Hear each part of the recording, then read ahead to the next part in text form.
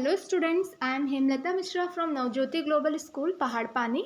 और आज जो हम चैप्टर पढ़ने जा रहे हैं वो है क्लास 8 के हिस्ट्री का chapter number 4, tribals, Dikus and the vision of a golden age. ठीक है, इसमें हम पढ़ेंगे ट्राइबल्स के बारे में। ट्राइबल्स कौन होते थे? आदिवासी, जो लोग क्या है जंगल में रहा करते थे। आपने सुना भी होगा आदिवासियों के बारे में, जंगल में रहा करते थे, जंगलों से ही वो अपनी सारी मतलब जीवन जो है वहीं बिताते थे। और दीकूस कौन है? इन लोगों ने क्या है, आदिवासियों ने बोला है दीकूस उन लोगों को जो बाहर से आए हुए थे, जो फॉरेनर्स लोग थे। यानी कि कौन आए थे इंडिया में? ब्रिटिशर्स आए थे ना। तो ट्राइबल लोगों ने जो ब्रिटिशर्स को बोला है वो है Dikus and the vision of a golden as.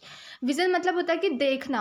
वो क्या देखते थे? अब वो मतलब जब दीकूस आए ट्राइबल्स के वहाँ, तो उन्होंने उन पर बहुत अत्याचार करे। ठीक है, उनसे बहुत ज़्यादा काम करवाने लगे, उनके जंगल उनसे छीन लिए। तो जो ट्राइबल लोग थे वो चाहते थे कि हम इन लोगों से छुटकारा पाए और कैसे हम आगे एक अच्छा जीवन अपना जो है बिता सकें। ठीक है, तो इन सब चीज़ों के बारे में हम इस चैप्टर में पढ़ेंगे। तो चलिए चैप्टर स्टार्ट करते हैं। In 1895, a man named Birsa was seen roaming the forest and villages of छोटा नागपुर in बिहार। अब क्या है, 1895 में क्या है, एक आदमी था जिसका क्या नाम था? बिरसा। आपने सुना भी होगा बिरसा मुंडा। ठीक है, एक आदमी था, उसका नाम था Birsa Munda. He was seen roaming the forest and villages of Chhota Nagpur इन बिहार। तो वहाँ जो लोग रहते थे उन्होंने देखा, वहाँ के लोगों ने, कि कोई एक आदमी है जो क्या कर रहा है, जो छोटा नागपुर है झारखंड में, उसके गाँव मतलब गाँव में या फिर उसके जंगलों में घूम रहा है। तो लोगों ने बोला, people said he had a miraculous power. लोगों ने बोला कि इसके पास काफ़ी शक्तिशाली शक्ति, इसके पास काफ़ी अच्छी शक्तियाँ हैं। ठीक है, वो बोलते थे कि he could cure all diseases. वो क्या है, सारी डिसीज़ को, जितनी भी डिसीजेज लोगों को होती हैं उनको सही कर सकता है। एंड मल्टीप्लाई ग्रेन, मतलब जो अनाज बोते हैं उसको दुगना कर सकता है। ये सारी चीज़ें वो बिरसा मुंडा के बारे में बोलते थे। Birsa himself declared that God had appointed him to save people from trouble. Birsa भी खुद से ये लोगों से बोलता था कि मुझे भगवान ने ही भेजा है ताकि मैं उन लोगों की हेल्प कर सकूं जो ट्रबल में है, उन ट्राइबल्स लोगों की हेल्प कर सकूं जो मुसीबत में है, और उनको क्या है, फ्री कर सकूं फ्रॉम द स्लेवरी ऑफ डीकूस। मतलब जो डीकूस लोग हैं, जो आउटसाइडर है, फॉरनर्स है, उनके जो गुलामी है उससे मैं ट्राइबल्स को आज़ाद कर सकूं। Soon thousands began following Birsa, believing that he was भगवान and had come to solve all their problems. फिर क्या हुआ, धीरे मतलब बहुत सारे लोग क्या है बिरसा को फॉलो करने लग गए थे। वो भी ये मानने लग गए थे कि भगवान ने ही इससे क्या है धरती में भेज रखा है जिससे कि हमारी सारी प्रॉब्लम सॉल्व कर सके। भगवान ने इसे हमारी प्रॉब्लम सॉल्व करने के लिए इसे भेज रखा है। तो बहुत सारे ट्राइबल ग्रुप के जो लोग थे वो बिरसा को फॉलो करने लग गए। अब बिरसा के बारे में बताया गया है, Birsa was born in a family of Mundas. Mundas क्या है? ट्राइबल का ग्रुप है। ट्राइबल का अलग अलग ग्रुप होता है, उनमें से मुंडास भी एक ग्रुप है। तो बिरसा कहाँ बॉर्न हुआ था? फैमिली ऑफ मुंडास में बॉर्न हुआ था। ऐसा ट्राइबल ग्रुप था जो कहाँ रहता था? छोटा नागपुर, जो कि कहाँ था? झारखंड में था। But his followers include other tribals of the region. वो तो मुंडास रीजन से था, लेकिन जो बिरसा के फॉलोअर्स थे वो ऑल ट्राइब और दूसरे भी ट्राइबल रीजन से थे, जैसे कि संथाल हो गया और ओरेंस हो गए। ये भी ट्राइबल रीजन है। तो उसके फॉलोअर्स हर रीजन से थे, हर ट्राइबल रीजन से। ठीक है, so all of them in different ways were unhappy with the changes they were experience and the problem they were facing under British rule. तो जितने भी ट्राइबल्स लोग थे, जितना मतलब उनका जो भी ग्रुप था, वो मतलब अलग अलग तरीके से वो एकदम नाखुश थे। जो ब्रिटिशर्स लोग वहाँ आए थे उनके ट्राइबल एरिया में और उनके फॉरेस्ट में, जो वहाँ उन लोगों ने चेंजेस किए थे, उनसे क्या था, ये लोग बहुत ही ज़्यादा नाखुश थे। ये बहुत ही ज़्यादा प्रॉब्लम फेस कर रहे थे। ठीक है, जो ब्रिटिश लोगों ने रूल नए बना दिए थे उनसे ट्राइबल लोगों को बहुत प्रॉब्लम हो रही थी। Their familiar ways of life seem to be disappearing. मतलब जैसे ज़िंदगी वो पहले जीते थे वो देख रहे थे कि ऐसी ज़िंदगी अब हम जी ही नहीं पा रहे हैं। ये धीरे धीरे हमारी पहली ज़िंदगी जो है वो हटती जा रही है इन ब्रिटिशर्स के वजह से। ठीक है, जो उनकी लाइवलीहुड है वो डेंजर में है, और उनका जो रिलीजन है, जो वो रिलीजन फॉलो करते हैं, जो कल्चर फॉलो करते हैं, वो भी डेंजर में है। ठीक है, तो what problems did Birsa set out to resolve. अब ऐसी क्या प्रॉब्लम थी जो बिरसा रिजॉल्व करता? ठीक है, जो करने के लिए वो आया था resolve. Who were the outsider being refer to. अब कौन आउटसाइडर थे जिन्हें हम डीकूज बोलते हैं, और उन्होंने मतलब क्या था, लोगों पे कैसे अत्याचार कर रहे थे वो, और what was happening to the tribal people under the British. और जो ट्राइबल लोग थे उनको ब्रिटिश के अंडर क्या प्रॉब्लम हो रही थी, यही सारी चीज़ें हम इस चैप्टर में पढ़ेंगे। तो you have read about tribal societies last year, आपने पिछले साल भी 6-7 क्लास में ट्राइबल सोसाइटीज़ के बारे में पढ़ा होगा कि वो कैसे रहते थे, कहाँ रहते थे, कैसे वो अपना खाना ढूंढते थे, कैसे क्रॉप्स उगाते, ये सारी चीज़ें मतलब आपने ट्राइबल सोसाइटीज़ के बारे में पहले पढ़ा होगा। So most tribes had custom and rituals, ठीक है, बहुत सारे ट्राइब्स थे जिनके अपने रीति रिवाज थे। They were very different from those laid down by the Brahmans, और जो उनके रिचुअल्स थे, जो अपने कस्टम्स थे, रीति रिवाज, वो जो ब्राह्मण लोगों ने पहले जो रीति रिवाज बनाए हुए थे ना, उनसे बहुत ही ज़्यादा अलग थे। मतलब जो ये ट्राइबल्स लोग थे, ब्राह्मण लोगों के रीति रिवाजों को नहीं मानते थे, इन्होंने अपने खुद के रीति रिवाज बनाए थे, ठीक है, इनके अपने अलग रीति रिवाज थे। So these societies also did not have the sharp social division that were characteristic of caste society. तो जो ये ट्राइबल लोग थे ना, इन लोगों ने कोई सोशल डिवीज़न भी नहीं कर रखा था अपनी सोसाइटी में, जैसे और लोग थे ना, उन्होंने कास्ट सिस्टम पे हिंदू हो गया, ब्राह्मण लोग हो गए, क्षत्रिय लोग हो गए, ठीक है, वैश्य लोग हो गए, ऐसे और लोग तो डिवाइड थे कास्ट सिस्टम में, लेकिन ये ट्राइबल लोगों में ऐसा कुछ नहीं था। वो सब लोग एक जैसे ही थे, उन्होंने कुछ कास्ट सिस्टम, ऐसा कोई सिस्टम उन्होंने नहीं चला रखा था। So all those who belong to the same tribe thought of themselves as sharing common ties of kinship. तो क्या है, जो भी सेम ट्राइब से बिलोंग करते थे, वो सारी चीज़ें जो मतलब जैसे मुंडास है, तो मुंडास लोगों के जितने भी ट्राइबल लोग जो हैं प्रेजेंट होंगे, वहाँ रहते होंगे, क्या थे, वो सब एक ही तरीके से जीते थे, एक ही चीज़ें शेयर करते थे। लेकिन ऐसा नहीं, इसका मतलब ये नहीं था कि जो ये सारी ट्राइब के लोग हैं, इनमें इनकी इकोनॉमिक कंडीशन भी सेम ही होगी, ऐसा ऐसा नहीं था। हाँ, ये था कि इनमें कोई सब लोग एक आपस में अच्छे से रहते थे, एक ही लैंड में काम करते थे, लेकिन ऐसा नहीं था कि हाँ सबकी इकोनॉमिकल कंडीशन सेम है। ऐसा था कि कोई थोड़ा, किन के पास थोड़ा ज़्यादा पैसा था, किन के पास थोड़ा कम पैसा था। तो how did the tribal groups live, अब ये लोग रहते कैसे थे, इसके बारे में हम पढ़ेंगे। By the 19th century tribal people in different parts of India were involve in a variety of activities. 19th century तक क्या होने लग गया था, जो ट्राइबल लोग थे डिफरेंट पार्ट्स ऑफ कंट्री के, इंडिया में, वो क्या डिफरेंट नंबर ऑफ एक्टिविटीज़ में इन्वॉल्व हो गए थे। बहुत सारी चीज़ें जो वो करने लग गए थे, अपनी खेती करने लग गए थे, ठीक है, बहुत सारी एक्टिविटीज़ में वो इन्वॉल्व हो गए थे। तो सम वर झूम कल्टिवेटर्स, अब ये जो ट्राइबल्स थे ना, इनमें से कुछ लोग क्या थे, झूम कल्टिवेटर थे। हम पढ़ेंगे अभी झूम कल्टिवेशन के बारे में। सम ऑफ देम प्रैक्टिसाइड झूम कल्टिवेशन, इसका मतलब है कि कुछ ट्राइबल्स लोग क्या करते थे, झूम कल्टिवेशन करते थे, जिससे कि हम शिफ्टिंग कल्टिवेशन में भी बोलते हैं। अब देखिए हम पढ़ेंगे झूम कल्टिवेशन में होता क्या है। पहले देखिए, जो झूम कल्टिवेशन था ना, वो लैंड के बहुत ही छोटे टुकड़े में जो है झूम कल्टिवेशन होता था। मोस्टली कहाँ होता था, फॉरेस्ट में। मतलब जो ट्राइबल लोग थे मोस्टली फॉरेस्ट में झूम कल्टिवेशन करते थे। तो जो कल्टीवेटर थे, मतलब जो लोग इसकी खेती करते थे, the cultivator cuts the tree top to allow the sunlight to reach the ground. अब देखिए फॉरेस्ट में झूम कल्टीवेशन होता था, ठीक है, तो फॉरेस्ट में जो ट्रीज प्रेजेंट रहते थे, जो ट्राइबल लोग थे, जो ट्री का टॉप होता है ना ऊपर, जहाँ पेड़ होता है, जहाँ फ्रूट सारी, मतलब जो पेड़ है उसका जो टॉप होता है, उसको काट देते थे, जिससे कि क्या है, जो, क्योंकि अगर बहुत घना जंगल है तो वहाँ पे क्या, अंदर ज़मीन लाइट नहीं आ पाएगी वहाँ को, क्योंकि पेड़ों से ही सारी सनलाइट ढक जाएगी। तो वो ट्री के जो टॉप था उसको काट देते थे, जिससे क्या है, जहाँ वो खेती करते थे ना झूम की, वहाँ पे क्या है, सनलाइट आ सके, ठीक है। और क्या करते थे, and burn the vegetation on the land to clear it for cultivation, और जिस लैंड पे वो कल्टीवेशन कर रहे हैं उसमें जो भी चीज़ें प्रेजेंट थी उसको क्या है, वो जला देते थे, ताकि वो कल्टीवेशन करने के लिए उसे साफ कर देते थे एक तरीके से। They spread the ash from the firing which contain potash to fertilise the soil. अब देखिए, जैसे किसी चीज़ को जला दिया तो उससे जो राख बचती थी ना, उसको क्या करते थे, वो पूरे खेत में जहाँ पे वो झूम कल्टीवेशन कर रहे हैं उस एरिया में, वहाँ पे फैला देते थे। ऐसे क्या होता है ना, जो सॉइल ऐश की हेल्प से वो थोड़ी फर्टिलाइज हो जाती, सॉइल अच्छी क्वालिटी हो जाता है, जिससे कि उनकी खेती अच्छी हो सके।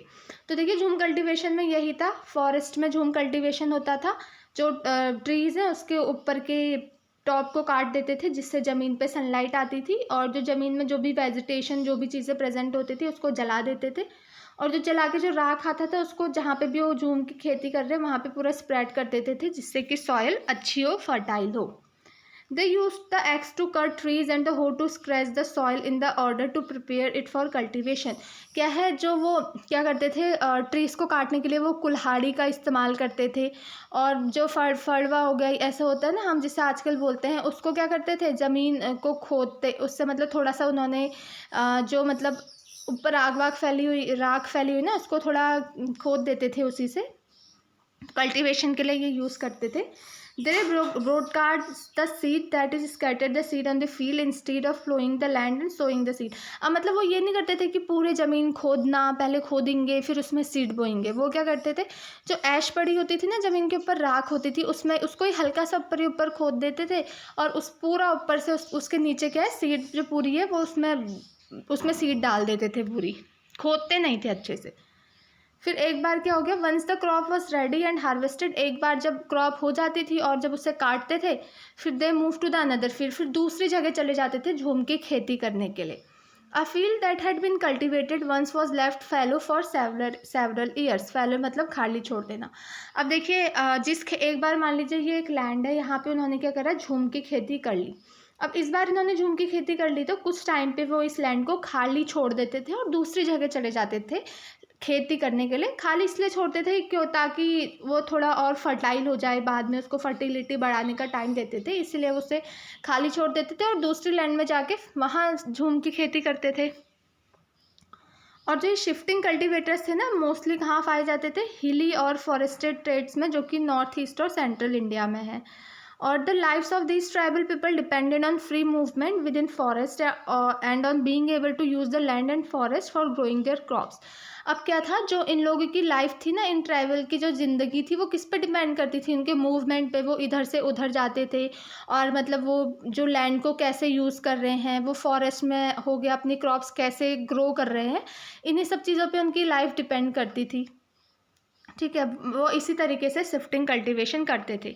अब हमने देखा पहले तो एक जो कुछ ट्राइबल्स थे वो क्या करते थे, झूम कल्टीवेशन करते थे.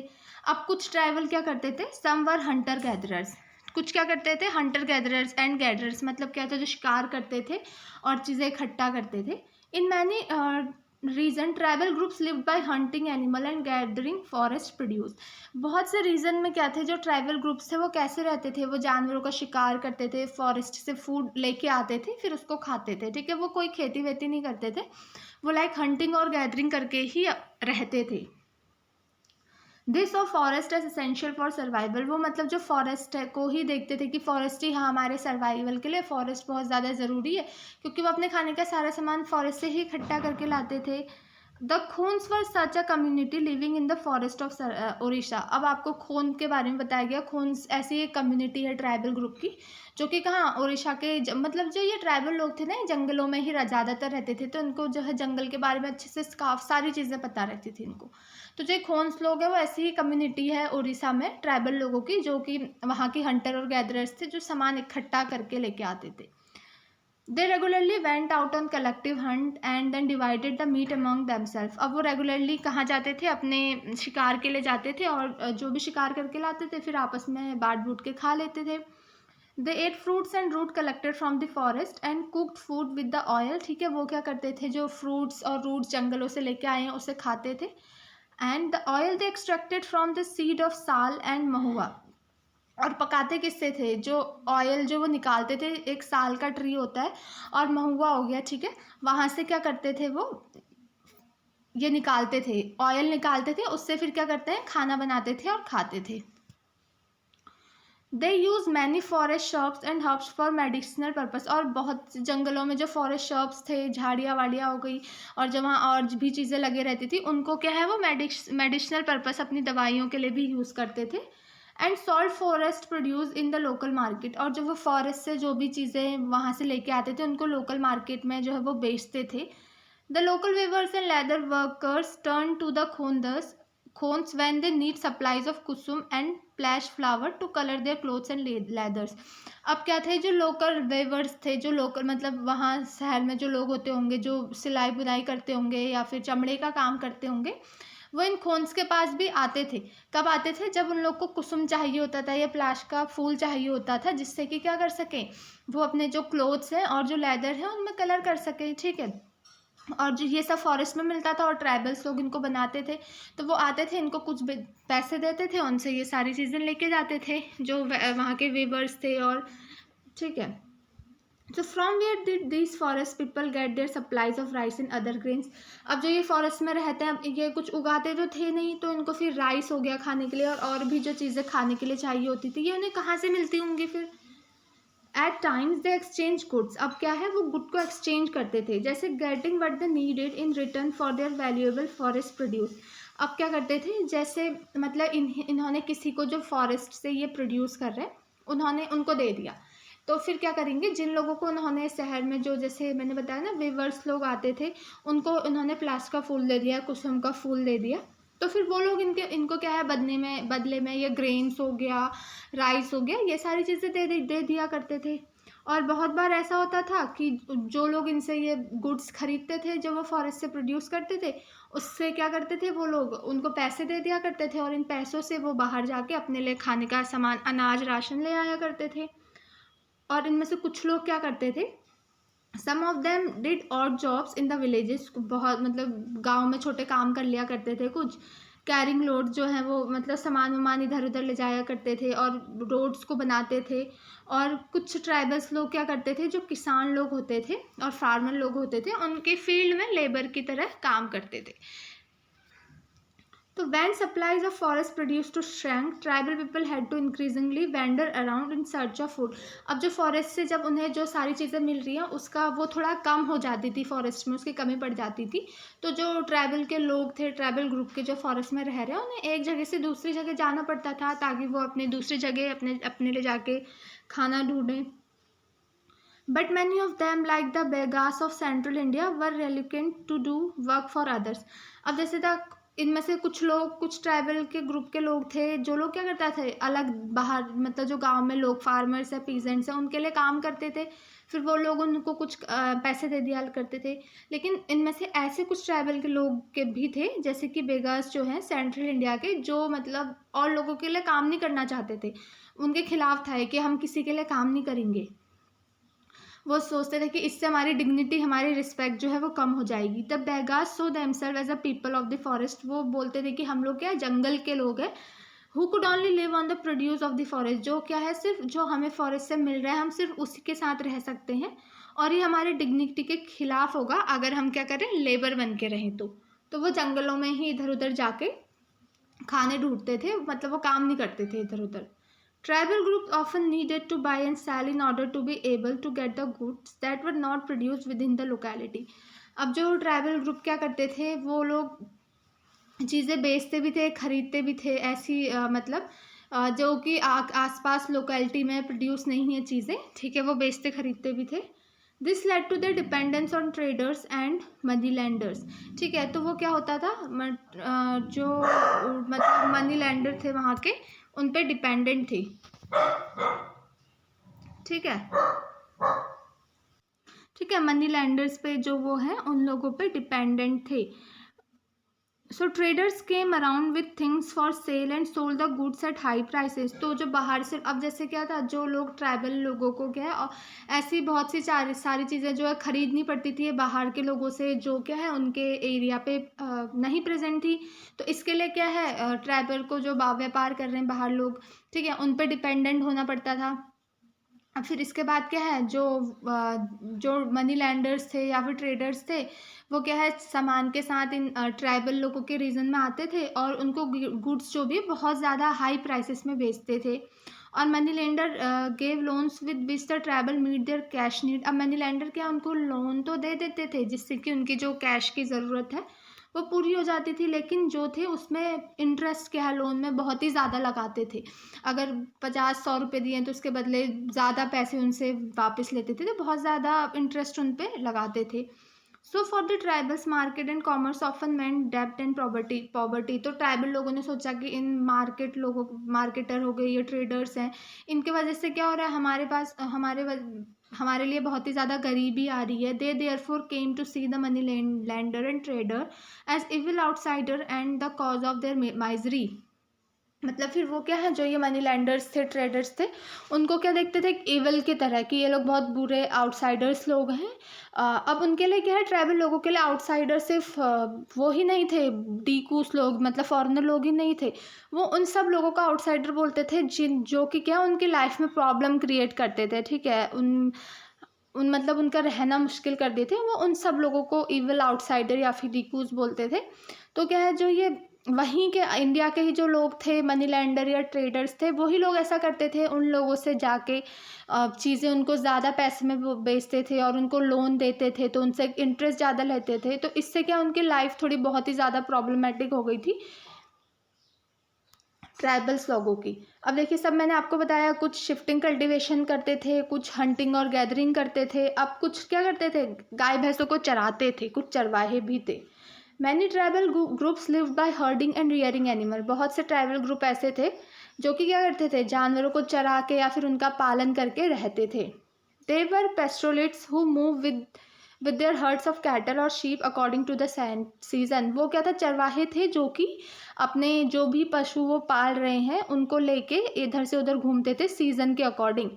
When the grass in one place was exhausted, they moved to the another area। अब क्या है, उन्होंने एक जगह चराया अपने मतलब जानवर जो भी वो पाल रहे हैं, गाय भैंस भेड़ बकरियाँ, उन्हें एक जगह चराया। फिर उसके बाद क्या, वहाँ पे की जब पूरी घास ख़त्म हो गई, उसके बाद अब वहाँ पे कुछ खाने के लिए है नहीं, तो क्या होता था, उन्हें दूसरे एरिया में जाना पड़ता था, उन लोगों उनको लेके, अपने जानवरों को लेके, क्योंकि उनसे बहुत सारी चीज़ें उन्हें मिलती थी। अब देखिए, ऐसे हमें बताए हैं ऐसे कौन कौन से ट्राइबल ग्रुप्स हैं जो कि क्या करते थे, एनिमल को चराते थे। The Van Gujjars of the Punjab hill थे, लेबदीस ऑफ आंध्र प्रदेश जो थे वो गाय भैंसों को चराते थे, गादीस ऑफ कुल्लू जो थे वो भेड़ लोगों को पालते थे, एंड द बकरवाल्स ऑफ कश्मीर थे जो कि गोट्स को चराते थे। अब इनके बारे में हम और भी ज़्यादा चीज़ें अगले ईयर बुक में पढ़ेंगे, ठीक है। अब देखिए, यहाँ पे लिखिए सम टुक टू सेटल कल्टीवेशन। अब कुछ ट्राइबल्स ने क्या करा, सेटल कल्टीवेशन करा। सेटल कल्टीवेशन मतलब शिफ्टिंग कल्टीवेशन में क्या था, शिफ्ट, नाम से ही पता चल रहा है कि एक जगह करा फिर शिफ्ट हुए, दूसरी जगह मूव हुए। सेटल मतलब क्या होता है, एक ही जगह रहना, मतलब वो खेती के लिए कहीं इधर उधर मूव नहीं करते थे, वो एक ही जगह पर रहते थे और वहीं पर कल्टिवेशन करते थे। Even before the 19th century, many from within the tribal groups had begun settling down। अब क्या हुआ, 19th सेंचुरी से पहले ही कुछ ट्राइबल ऐसे थे जिन्होंने क्या सेटल होना शुरू कर दिया था, एक जगह पे रहना शुरू कर दिया था, ठीक है। And cultivating there fields in one place year after year. और क्या है, वो एक ही जगह पर खेती करना शुरू करने लगे, एक साल के बाद अगले साल वो है एक ही जगह पे खेती करना शुरू करने लगे। Instead of moving from place to place, मतलब वो एक से दूसरी जगह नहीं जाते थे, वो क्या थे, एक ही जगह रह के कल्टिवेशन करना उन्होंने स्टार्ट कर दिया, कुछ मतलब ट्राइबल्स के ग्रुप ने। They begin to use the plough and gradually got rights over the land they live on. उन्होंने बेसिकली क्या है, जो प्लो होता है जिसे हम खोदते हैं, उसका यूज़ करना स्टार्ट कर दिया, और जिस जगह पे वो रहते थे उस लैंड पे क्या है, उनका राइट हो जाता था, उनका अधिकार हो जाता था। In many cases like the Mundas of Chhota Nagpur, the land belong to the clan as a whole. अब जैसे मान लीजिए कोई एक लैंड है जहाँ पे क्या है, छोटा नागपुर के मुंडास लोग रह रहे हैं, तो क्या होगा, जो ये मुंडा रीजन है ट्राइबल ग्रुप का, तो ये जो लैंड है वो सभी उस रीजन के सभी ट्राइबल लोगों को बिलोंग करेगी, ऐसा नहीं कि किसी पर्टिकुलर लोगों को करेगी, लैंड वो सबकी होगी, ठीक है। All members of the clan were regarded as descendants, मतलब वो ये लोग सोचते थे कि हम सब एक ही जनरेशन है, एक पीढ़ी के बाद हम लोग आए हैं। Who had first cleared the land, therefore all of them had right on the land। इसलिए वो बोलते थे कि हम सब लोगों को इस लैंड में रहने का अधिकार है, मतलब जो एक ही रीजन से या एक ही ट्राइबल ग्रुप से बिलोंग करते हैं। Very often some people within the clan acquired more power than others। फिर लेकिन बहुत बार ऐसा होता था कि लैंड का यूज़ सब लोग करेंगे, लेकिन क्या है, अब लैंड का यूज़ सब लोग कर रहे हैं, तो हर छोटे छोटे टुकड़ों में लोग अपनी खेती वेती करी, उन ग्रुप ने, उन ट्राइबल्स के ग्रुप ने। अब ऐसा तो होता था कि किसी ने ज़्यादा खेती कर ली, किसी के पास ज़्यादा पैसा आ गया, तो क्या है, वो लोग क्या है, थोड़े पावरफुल बन जाते थे, और क्या है, लोगों के चीफ बन जाते थे फिर वो, और जो बाकी के बच्चे लोग थे वो उनके फॉलोअर्स बन जाते थे। So powerful man often rented out there land instead of cultivating. फिर ये लोग जब पावरफुल बन जाते थे, इनके पास पैसा आ जाता था, ज़्यादा राइट्स रूल्स आ जाते थे, तो ये लोग क्या करते थे, अपने ही लैंड को उन लोगों को क्या करते थे, उधार रेंट पे दे देते थे कि तुम इनमें कल्टिवेशन करो। हम लोग, फिर वो लोग उसमें कल्टिवेशन नहीं करते थे, वो जो उनके फॉलोअर्स थे वो कल्टिवेशन करते थे और उनसे जो पैसा था बनता था वो ले लेते थे। अब ब्रिटिशर जो लोग थे, अब यहाँ से स्टार्ट हुआ। जो Britishers officials saw settle tribal group like the Gonds and Santhals is more civilise than hunter gatherers और शिफ्टिंग कल्टिवेटर्स। अब ब्रिटिशर और ब्रिटिश ऑफिशियल्स लोगों ने ये देखा कि जो ये सेटल ट्राइबल है ना, ये ज़्यादा अच्छे हैं उन लोगों से जो कि मतलब इधर उधर से चीज़ें इकट्ठा करके खाना खाते हैं, या फिर शिफ्टिंग कल्टिवेटर्स हैं, एक जगह से दूसरी जगह मूव करते हैं, उनसे ज़्यादा अच्छे ये लोग हैं। ठीक है, तो हम जो है इन लोगों पे पहले अपना कब्जा करना शुरू करते हैं, क्योंकि ये एक ही जगह पे रहते हैं, एक जगह पे रहेंगे तो हम इनसे रेवेन्यू भी अपना कलेक्ट कर पाएंगे। अब एक से दूसरी जगह जो लोग जाएंगे उनसे हम रेवेन्यू इकट्ठा करने कहाँ तक जाएंगे, तो वो इनको अच्छा देखते थे। Those who lived in the forest were considered to be wild and savage. They needed to be settled and civilized. मतलब वो ये बोलते थे कि जो फॉरेस्ट में रहते हैं वो जंगली जानवर लोग हैं, वो मतलब वो अच्छे नहीं है, इनको भी क्या है, अच्छे से सेटल और सिविलाइज होना चाहिए। So how did colonial rule after tribal lives. तो फिर क्या है, इन ब्रिटिश लोगों ने कैसे इन पर रूल करना शुरू किया, इसके बारे में हम पढ़ेंगे। What happen to tribal chief. अब जब ब्रिटिश लोगों ने रूल करना स्टार्ट किया तो ट्राइबल के जो चीफ्स थे, जिनके पास ज़्यादा पावर थी, उन लोगों का क्या हुआ। Before the arrival of British, in many areas the tribal chiefs were important people. जब तक ब्रिटिशर्स लोग वहाँ नहीं आए थे, तब बहुत सारे एरिया में क्या था, जो ट्राइब का चीफ था, जिसके पास ज़्यादा पावर थी, वही लोगों के लिए इम्पॉर्टेंट था। They enjoyed a certain amount of economic power and had the right to administrate and control their territory. तो ये जो ट्राइबल चीफ थे, इनके पास क्या था, अपनी इकोनॉमिक पावर बहुत ज़्यादा थी, इनके पास पैसा भी था ठीक ठाक, और क्या था, इन लोगों के पास राइट भी था कि जो ये अपना जितना भी इनका एरिया है या रीजन है उस पर ये कंट्रोल इनका रहेगा। In some places they had their own policy and decided on the local rules of land and forest management. और कुछ प्लेसेस में ऐसे था कि इनकी खुद की पॉलिसी थी, तो वो डिसाइड कर लेते थे कि लैंड का क्या करना है, फॉरेस्ट मैनेजमेंट कैसे होगा। लेकिन जब ब्रिटिशर्स लोग आए under the British rule, the functions and power of the tribal chiefs change considerably.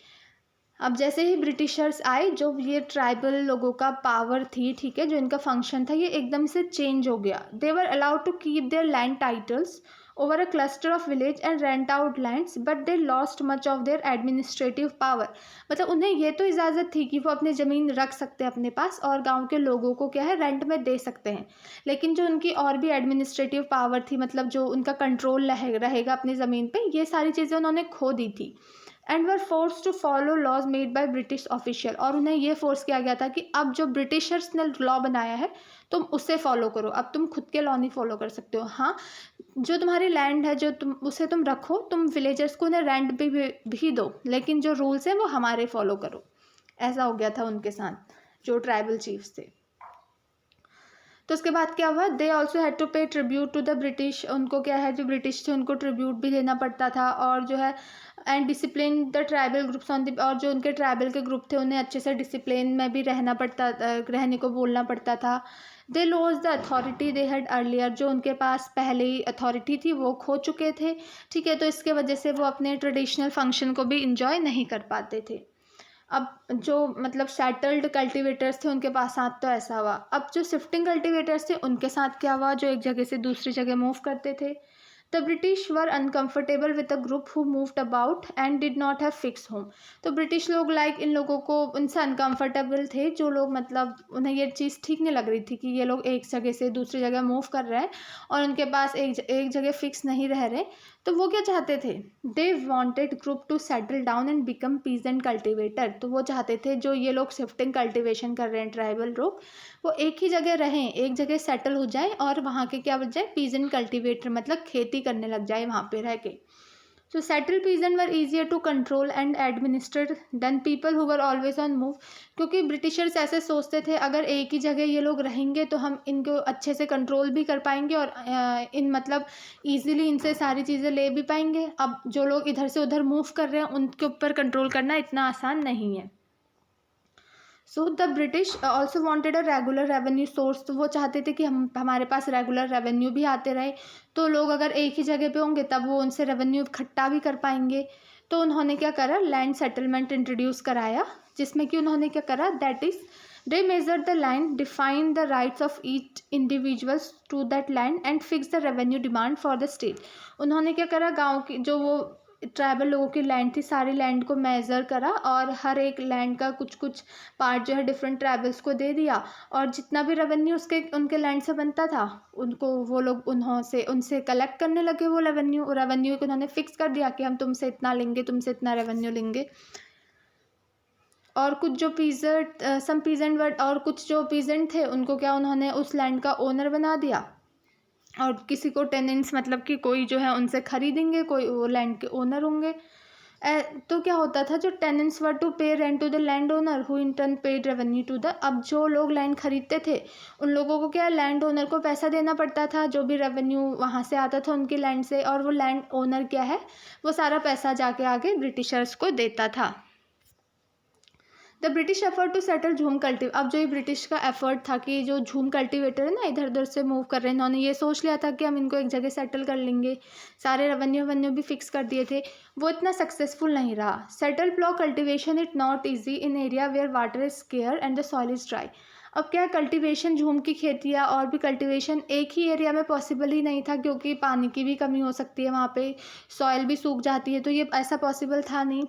तो in fact jhum cultivators who took to plough cultivation often suffered, तो मतलब जो लोग झूम कल्टिवेशन एक ही जगह पर रह के कर रहे थे उन्हें भी इससे बहुत सफ़र करना पड़ा।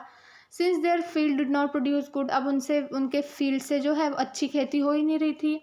तो इससे क्या हुआ, जो झूम कल्टिवेटर्स थे नॉर्थ ईस्ट इंडिया के, उनसे फिर दोबारा ब्रिटिशर्स ने बोल दिया तो चलो ठीक है, तुम इधर उधर मूव करो और वहाँ अपने तुम खेती करो।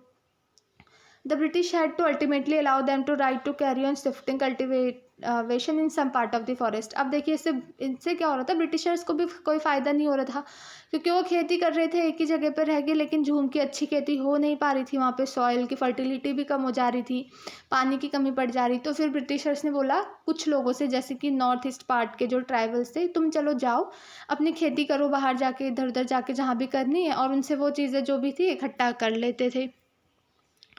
कितने लोगों से बोला था। अब क्या था, फॉरेस्ट में कुछ लॉज भी बनाए गए, फिर उनका क्या इम्पैक्ट पड़ा। The life of tribal groups as you have seen was directly connected to the forest. अब हमने जैसे ऊपर इतना सारी चीज़ें पढ़ी, तो इससे हमें ये भी पता चला कि जो ट्राइबल लोगों की ज़िंदगी है वो सीधे फॉरेस्ट से कनेक्टेड है। So change in forest laws had a considerable effect on tribal life. तो अगर क्या फॉरेस्ट के लॉ में कोई भी चेंज होता है तो इससे क्या होगा, डायरेक्ट ट्राइबल जो लोग थे उनकी ज़िंदगी पे असर पड़ेगा। The British extended their control over all forest and declared that forest were state property। तो जो ब्रिटिश लोग थे उन्होंने क्या कहा कि हमारा क्या है, सारे फॉरेस्ट में कंट्रोल है, और ये सारी हम जो फॉरेस्ट है हमारी प्रॉपर्टी की तरह है। सम फॉरेस्ट वर क्लासिफाइड एज रिजर्व फॉरेस्ट, फिर कुछ फॉरेस्ट को उन्होंने क्या क्लासीफाई किया, रिजर्व फॉरेस्ट का क्लासीफाई किया, मतलब कि जो ट्राइबल लोग हैं वो फ्रीली इधर उधर इस फॉरेस्ट में घूम नहीं सकते हैं, क्योंकि ट्राइबल लोग पहले जो है फ्रीली इधर उधर घूमते थे। तो उन्होंने क्या करा, कुछ फॉरेस्ट को क्या कर दिया, रिजर्व फॉरेस्ट की तरह क्लासीफाई कर दिया, जहाँ ये लोग क्या करते थे, ब्रिटिशर्स टिम्बर प्रोड्यूस करते थे। So in this forest people were not allowed, मतलब इस रिजर्व फॉरेस्ट में क्या था, जो ट्राइबल लोग थे वो अपने आराम से घूम नहीं सकते थे, यहाँ पे वो अपनी झूम कल्टीवेशन नहीं कर सकते थे, फ्रूट्स नहीं कलेक्ट कर सकते थे, ठीक है, जानवरों को नहीं मान सकते थे। तो फिर झूम कल्टीवेटर ऐसे सिचुएशन में सरवाइव कैसे करते थे जहाँ पे उन्हें कुछ करने का राइट ही नहीं था।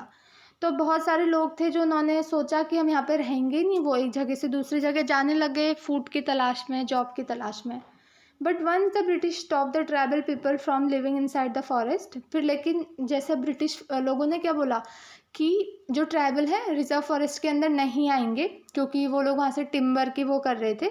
तो ब्रिटिशर्स ने भी प्रॉब्लम फेस करी, उन्होंने ये प्रॉब्लम फेस करी। अब टिम्बर प्रोड्यूस कर रहे हैं, तो टिम्बर प्रोड्यूस करने के लिए उनको लेबर भी तो चाहिए, ट्रीज काटने के लिए और एक जगह से दूसरी जगह ले जाने के लिए भी चाहिए। अब क्या है, जो ट्राइबल लोग हैं वो वहाँ रह नहीं रहे हैं, क्योंकि उनको वहाँ रह के कोई फ़ायदा ही नहीं है, ना खेती करने को मिल रहा है, फॉरेस्ट में जाने ही नहीं दे रहे हैं, तो वो वहाँ से जाने लगे। तो इसकी वजह से ब्रिटिशर्स को प्रॉब्लम हुई। तो फिर उन्होंने क्या है, अपना जो है रूल थोड़ा उन्होंने चेंज करा।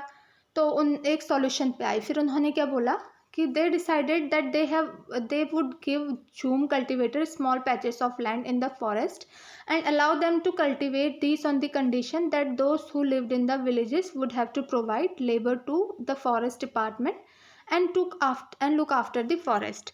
अब क्या हुआ, जो कॉलोनियल थे उन्होंने, ब्रिटिशर्स थे, उन्होंने एक सॉल्यूशन निकाला। उन्होंने डिसाइड किया कि हम फॉरेस्ट का कुछ पार्ट क्या है, कुछ स्मॉल लैंड के टुकड़े जो हैं हम इन ट्राइबल्स को दे देंगे झूम की कल्टीवेशन के लिए, और उन्हें अलाउ कर देंगे कि यहाँ पे खेती करो। और उन्होंने कंडीशन रख दी कि that those who lived in the villages would have to provide labour to the forest department. उन्होंने एक कंडीशन रखी कि हम तुम्हें देंगे थोड़ा लैंड का टुकड़ा, लेकिन तुम्हें क्या, हम लोगों को लेबर प्रोवाइड करनी पड़ेगी फॉरेस्ट डिपार्टमेंट को, और फॉरेस्ट की देखभाल भी करनी पड़ेगी। So in many region the forest department establish forest villager to ensure regular supply of. तो वो सस्ते दामों में लेबर रखने लगे इन ट्राइबल्स को, वहाँ से रेगुलर अपने गुड्स का ट्रांसपोर्ट इधर उधर करने लगे। अब क्या है, many tribal groups reacted against the colonial. अब बहुत सारे ट्राइबल ग्रुप्स जो थे, अब उनको इससे प्रॉब्लम होने लगी, क्योंकि इतने छोटे एरिया में वो झूम की कल्टीवेशन करने को बोल रहे हैं। अब झूम की खेती एक जगह बार बार वो कर नहीं सकते हैं, क्योंकि सॉइल की फर्टिलिटी कम हो जाती है एक ही बार करने में। तो इससे क्या है, ट्राइबल लोगों को बहुत ही ज़्यादा प्रॉब्लम फेस करनी पड़ी। तो so they disobeyed the new rules, continued with practice that were declared illegal and at a time rose. फिर इसके वजह से क्या हुआ, उन्होंने एक ओपन रेबेलियन वॉर, उन्होंने क्या अपोज करना स्टार्ट कर दिया इसका। तो एक जो है रिवॉल्ट हुआ, सोनगर संगामा इन 1906 इन असम में हुआ, ठीक है। तो फिर उन्होंने क्या है, धीरे धीरे वो प्रॉब्लम, बहुत परेशान होने लगे ब्रिटिशर्स से, तो उन्होंने रिवॉल्ट करना स्टार्ट कर दिया। सो फिर है the problem with the trade. अब ट्रेड के साथ क्या प्रॉब्लम, व्यापार में क्या प्रॉब्लम आने लगी, व्यापार से उन्हें क्या प्रॉब्लम होने लगी। ड्यूरिंग द 19th सेंचुरी के टाइम पे क्या था, tribal groups found that the landers and money traders and money landers were coming into the forest more often. अब क्या है कि 19th सेंचुरी में ट्राइबल ग्रुप ने देखा कि जो ये ट्रेडर्स हैं और जो ये मनी लैंडर्स हैं, ये बहुत ज़्यादा फॉरेस्ट में आ रहे हैं। Wanting two by forest offering cash loans, वो चाहते हैं कि फॉरेस्ट को ख़रीदना, और वो इनसे क्या है, कैश लोन इन लोगों को दे रहे हैं और उनसे बोल रहे हैं कि तुम कम तनख्वाह में काम करो। So it took tribal group some time to understand the consequences. तो ट्राइबल लोगों ने भी ये भी सोच लिया था कि इसके कॉन्सिक्वेंसेज के जो रिजल्ट होगा बहुत बुरा होगा, अगर हम इनसे लोन लेंगे, लो चीज़ों पे काम करेंगे, ठीक है। अब देखिए इन्होंने दिया है कि in case of silk Grover के केस में देख लीजिए, 18th सेंचुरी में क्या हुआ था, Indian silk was in demand. जो यूरोप के मार्केट में है वहाँ इंडियन सिल्क बहुत ज़्यादा डिमांड में था, और जो फाइन क्वालिटी थी इंडियन सिल्क की, वो उसकी बहुत ही ज़्यादा वैल्यू थी, और जो उसका एक्सपोर्ट है इंडिया से धीरे धीरे इंक्रीज़ होने लगा था, क्योंकि यूरोप में बहुत ज़्यादा डिमांड थी इसकी। एज द मार्केट, जैसे जैसे मार्केट फैला, तो ईस्ट इंडिया कंपनी ने क्या ट्राई किया कि जो सिल्क प्रोडक्शन है उसको क्या है बहुत ज़्यादा बढ़ाया जाए। तो क्या हज़ारीबाग क्या है, जो प्रेजेंट डे झारखंड में है, was an area where the Santhal reared. तो वहाँ पे जो संथाल ट्राइबर का ग्रुप था, वो कोकून्स, जिससे सिल्क होता है हमारा, उसकी खेती करते थे, मतलब उसको पालते थे, sorry. The traders dealing in silk sent in their agents who gave loan to the tribal people and collected the cocoons. अब जो ट्रेडर है वो लोग क्या करते थे, यहाँ इनके एरिया में फॉरेस्ट में जाते थे, फिर उसके बाद क्या करते थे, वो उनको लोन भी देते थे ट्राइबल पीपल को, और इन लोगों से क्या है वो कोकून्स खरीदते थे। लाइक 3 से 4 रुपये का एक कोकून जो है 1000 और मतलब बहुत सारे कोकून्स को उनको 3 से 4 रुपये देते थे।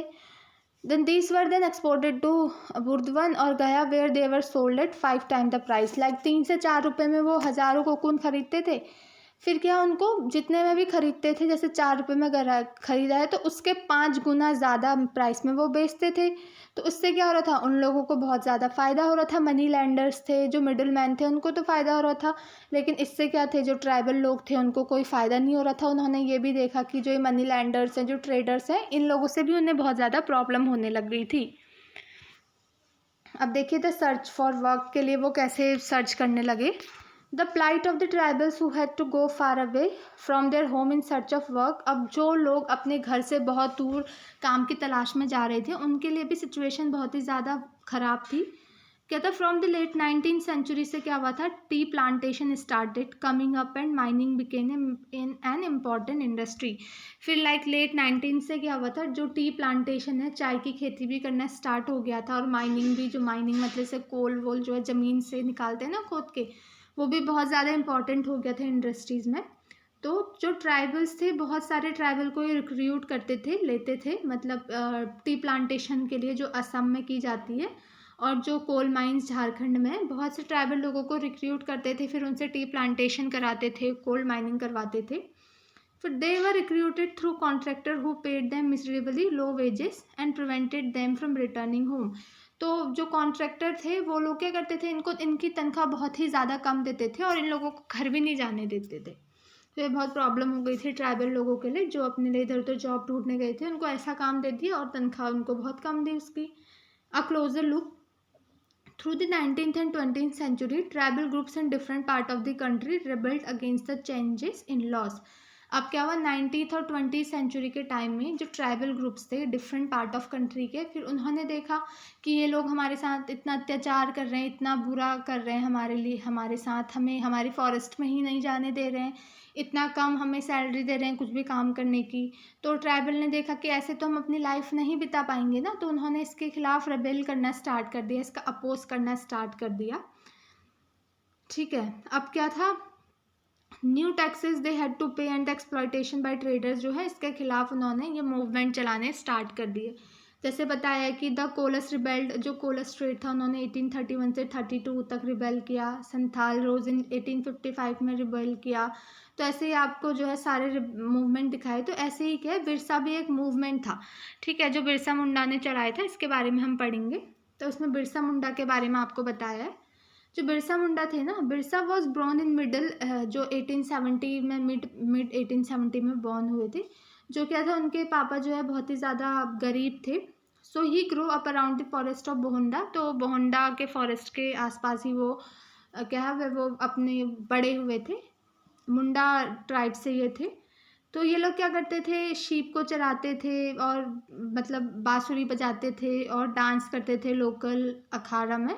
Force by poverty his father had to move from place to place looking for work. अब ये इतने गरीब थे, तो इनके पापा को क्या था, एक जगह से दूसरी जगह जाना पड़ता था काम की तलाश में। As an adolescent, Birsa heard tale of the Munda uprising of the past and saw the sirdars of the community arguing the people to revolt. अब जैसे जैसे बिरसा बड़े हुए, इनकी जो टीन एडोलेसेंट एज थी, ठीक है, लाइक जैसे वो 17-18 साल ऊपर हुए, तो बिरसा ने ये भी कहानी सुनी कि जो हमारे एंसेस्टर्स लोग थे, जो हमसे पहले मुंडा रीजन में लोग रहते थे, ठीक है, उन्होंने कैसे लोगों को रिवॉल्ट किया, मतलब ये बताया था कि हमें इन ब्रिटिशर्स के अगेन रिवॉल्ट करना चाहिए, कैसे उन्हें इसके लिए उत्सुक किया था। ये सारी कहानी उन्होंने सुनी थी, ठीक है। They talk of golden age when the Mundas had been free of operation of Diku. वो उन्होंने ये सारी बातें सुनी, गोल्डन एज जहाँ पे मुंडा लोग थे, जो डीकू जो आउटसाइडर है, उनका कोई भी राज नहीं था। And said there would be a time when the ancestral right of the community would be restored. और बोलते थे कि ऐसा भी टाइम आएगा जब हमारी जो सारे राइट्स हैं हमें वापस मिल जाएंगे। They saw themselves as the descendants of the original settlers of the region, fighting for their land, reminding people of the need to win back their kingdom. तो बिरसा मुंडा ने ये सारी कहानियाँ सुनी, जो पहले उनके मुंडा रीजन के उनके एंसेस्टर्स थे, वो सारे लोग, मतलब कैसे उन्होंने जो ब्रिटिशर्स के खिलाफ ट्राइबल रीजन को बोला था कि तुम अपनी आवाज़ उठाओ, हम लोग पहले इतने अच्छे से रहते थे, हमारे पास इतने राइट थे, तो हमें फिर से वैसे रहना है, ठीक है, हमें अपनी किंगडम फिर से चाहिए। ये सारी चीज़ें उन्होंने सुनी। तो बिरसा मुंडा ने भी सोचा कहीं ना कहीं कि हाँ, हमें अपनी सारी चीज़ें जो हैं वापस पानी चाहिए, इसलिए बिरसा मूवमेंट हुआ था, मतलब बिरसा मुंडा ने एक मूवमेंट स्टार्ट किया था। तो देखिए, Birsa went to the local missionary school and listen to the sermons of missionaries. Missionaries मतलब क्या है, क्रिश्चियन लोगों को बोलते हैं। तो वो लोकल मिशनरी स्कूल में गए, जहाँ जो क्रिश्चियन लोग हैं वो अपने ही बारे में अच्छा खासी चीज़ें बोलते थे, बाकी धर्म की वो बुराई करते थे। So there too he heard it said that it was possible for Mundas to attain the kingdom of heaven. उन्होंने ये भी वहाँ भी ये कहते हुए सुना कि जो मुंडा लोग हैं वो अपनी सिचुएशन को सुधार सकते हैं, और क्या हो सकता है, उनको फिर से उनका किंगडम मिल सकता है, उनके जो हड्डियाँ, जो मतलब राइट्स उन्होंने खो दिए हैं, उन्हें फिर मिल सकते हैं। लेकिन ऐसा पॉसिबल तभी है जब वो क्या बने, एक अच्छे क्रिश्चियन बन जाए और जो उन लोगों की बुरी आदतें हैं उसको छोड़ दें, तो वो फिर से पहले जैसे बन जाएंगे। फिर उसके बाद जो है विरसा ने कुछ टाइम वैष्णव प्रीचर, मतलब जो लोग वैष्णव भगवान को मानते थे, ठीक है, वहाँ भी उन्होंने अपना कुछ टाइम उन्होंने बिताया। तो इन सब आइडिया से बिरसा जो है वो बहुत ही ज़्यादा उनकी लाइफ में फ़र्क पड़ा था, ठीक है। तो फिर उन्होंने क्या है, उन्होंने फिर एक मूवमेंट स्टार्ट कर दिया ये सारी चीज़ें सुन के, कि जिससे कि हम अपनी ट्राइबल सोसाइटी को दोबारा से रिफॉर्म कर सकते हैं। तो he urged the Mundas to give up drinking liquor. तो उन्होंने, जैसे क्रिश्चियन लोगों ने बोला था ना कि तुम्हारा सारा किंगडम तब वापस आएगा जब जो मुंडा लोग अपनी बुरी आदतें छोड़ देंगे। तो उन्होंने बहुत से मुंडास लोगों को बोला कि ये शराब पीना बुरी आदत है, इसे छोड़ दो, अपने गाँव को साफ रखो, और जो ये अंधविश्वास है उसमें मतलब मानना बंद करो। But we must remember that Birsa also turned again missionaries and Hindu landlords. लेकिन ऐसा नहीं था कि वो उनकी सारी बातें मान रहे थे, और बहुत सी चीज़ों के उनके खिलाफ भी थे, क्योंकि वो लोग उन लोगों को दबा के रखते थे। बट वो ये लोग ये चीज़ मानने लगे कि हाँ, हम लोगों को क्या है, अपनी बुरी आदतें जो हैं छोड़ देनी चाहिए। तो क्या हुआ, 1895 में क्या हुआ, Birsa urged his follower to recover their glorious past. तो बिरसा ने जो उनके फॉलोवर्स थे उनको बोला कि हम जो पहले जो हमारा पास्ट इतना अच्छा था, हमारे जो हमारे एंसेस्टर्स, जो हमारे पूर्वज थे वो इतने अच्छे से रहते थे, तो हमें सारी चीज़ें मिल जाएगी अगर हम रिबेल करना स्टार्ट करें तो, ठीक है। तो इसके लिए जहाँ पे क्या था, लाइफ मतलब उन्होंने बताया कि जहाँ पे मुंडा लोग अच्छी ज़िंदगी जीते थे, ठीक है, एम्बैंकमेंट थे उनके अपने, और चर्च के ट्री लगाते थे, कल्टीवेशन करते थे अपनी ज़िंदगी व्यतीत करने के लिए, ठीक है। They did not kill their brethren and relatives. वो अपने भाई बंधुओं को मारते नहीं थे, वो ऑनेस्टली रहते थे। तो उन्होंने बोला कि हम सारी चीज़ें हमें उन्हें अपने फॉलोअर्स को बोला कि हम रिबेल करेंगे तो हमें ये सारी चीज़ें वापस मिल जाएगी। Birsa also wanted people to once again work on the Birsa चाहते थे कि ये लोग जो हैं दोबारा अपनी ज़मीनों पे काम करें और सेटल हो और कल्टिवेट करना शुरू कर दें। अब जब ब्रिटिशर्स को इसके बारे में पता चला, तो ब्रिटिशर्स इसके बारे में थोड़ा वरी भी हो गए, और वो उनका मेन एम था कि वो इस मूवमेंट को नहीं आगे बढ़ना चाहते थे, ठीक है। तो उसके बाद क्या हुआ, the movement identify all those forces as the cause of misery the Munda were suffering. तो ये जो मूवमेंट बेसिकली किसके लिए था आज, क्योंकि जो चीज़ें थी जो मुंडा लोग सफ़र कर रहे थे। उसके बाद क्या हुआ, the land policies of the British were destroying there traditional, जो लैंड पॉलिसीज थी ब्रिटिश की, कि जो लोग ऐसे ज़मीन उधार पे लेंगे, टैक्स देंगे, ये सारी उनका ट्रेडिशनल सिस्टम भी जो है उसको एक तरीके से डिस्ट्रॉय कर रहे थे। और जो हिंदू लैंडलॉर्ड्स थे और मनी लैंडर्स थे, ठीक है, वो उनकी ज़मीनें ले रहे थे और उनके जो कल्चर है उसको भी क्रिटिसाइज, उस पर कमेंट कर रहे थे। तो जैसे मूवमेंट बढ़ा तो ब्रिटिश ऑफिशियल डिसाइडेड, उन्होंने ब्रिटिश ऑफिशियल्स ने सोचा अब हमें एक्ट करना चाहिए, हमें मूवमेंट और नहीं बढ़ाना चाहिए। तो उन्होंने क्या करा, बिरसा को 1895 में क्या कर दिया, जेल में बंद कर दिया 2 साल के लिए, और ये उन पर इल्ज़ाम लगा दिया कि ये जो है लोगों को भड़का रहे हैं चीज़ें करने के लिए। जब बिरसा क्या 1897 में वहाँ से जेल से निकले, तो ही begin touring the villages together. तो फिर वो दोबारा विलेज में घूमने लगे सपोर्ट के लिए लोगों के। He use traditional symbols and language, तो वो ट्रेडिशनल सिम्बल और लैंग्वेज यूज़ करने लगे, ठीक है। उनसे बोलने लग गए कि जो ये रावण, मतलब कि जो डीकू और यूरोपियन लोग हैं, इनको यहाँ से हटा के अपनी किंगडम और अपनी लीडरशिप दोबारा हम पा सकें।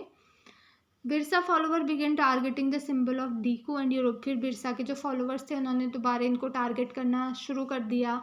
उन्होंने इन लोगों के पुलिस स्टेशन पे अटैक किया, चर्चेस पे अटैक किया, उनकी प्रॉपर्टी जो मनी लैंडर और ज़मींदार की प्रॉपर्टी थी, ठीक है, उन वहाँ पे भी रेड मार दी, ठीक है। और उन्होंने क्या था, अपने एक वाइट फ्लैग रेज भी किया, सिम्बा बिरसा राज के उसमें।